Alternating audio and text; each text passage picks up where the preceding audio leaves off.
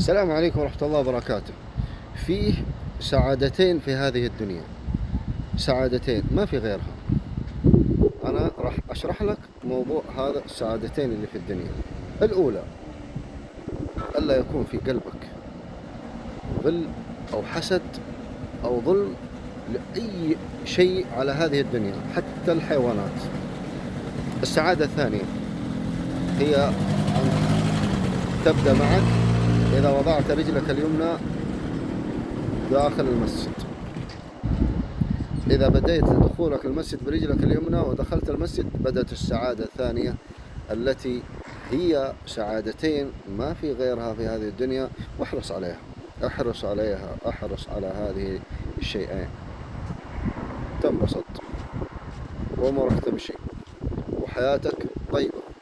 ترى العمر حنا بني البشر 60 70، حنا ماشيين، أحفادنا جايين، أولادنا جايين، أحفادنا مئات الملايين من البشر راحوا ما خرجوا من الدنيا هذه إلا حاجتين، سعادتين: السعادة الدنيوية والسعادة الأخروية. السعادة الدنيوية ألا تحقد أو تحسد أي بشر وتظلم أي بشر في هذه الدنيا، سعادة داخلية هذه داخل صدرك.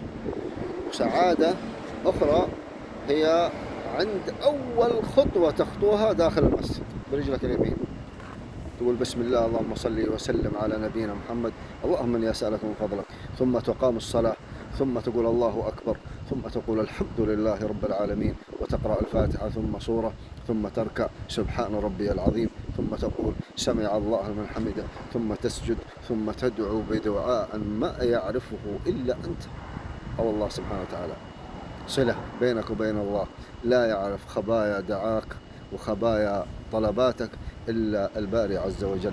ثم تجلس، ثم تقوم، ثم تكمل الصلاة، ثم تقرأ التشهد، ثم تخرج طيب النفس مرتاح.